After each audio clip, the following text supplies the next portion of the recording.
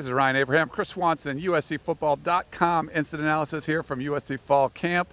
Really light practice. It didn't quite have shoulder pads on, some kind of soft shoulder pads in there, but really the lightest practice of the fall so far. Yeah, Sarkisian said it was soft shoulder pads. They're trying to keep them a little fresh they're going to have a scrimmage tomorrow night, and he just doesn't want guys to still have these nagging injuries going on. We saw him also hold a couple guys out. Sua Cravens didn't go today, groin injury, and then usual suspects.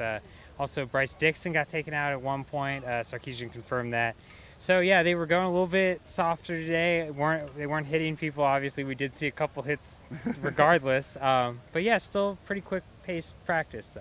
Yeah, he liked the pace of practice, and they're going to do a two-a-day again tomorrow. The morning will be closed, but I believe it's at 6:45 p.m. over at the Coliseum, where it's going to be more of a game-like situation. Yeah, and we're finally getting out of that acclimation period that they talked about at the beginning, where they need to get guys used to the shoulder pads, used to hitting, and teach them how to fall, how to protect themselves. Now we're actually going to see actual hitting, real tackling in a scrimmage. So it should be exciting, especially if some guys are healthy tomorrow. Nelson Aguilar got to talk to the media, pretty big score over there. Anything interesting coming out of that?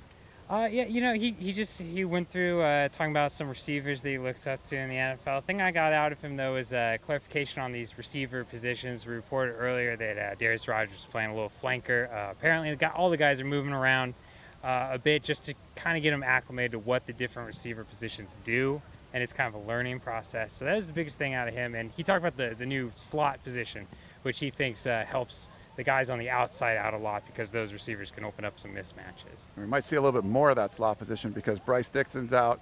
Jalen Fitzpatrick can play, but obviously he can't play during the games. But really just him and Randall Telfer is the only tight ends left. Yeah, and we expected to see the offense get a little bit more spread out under Sarkisian. He talked to recruits about that in this last recruiting cycle. A lot of people mentioned that they were looking to see 4 wide receiver sets, even not just 3.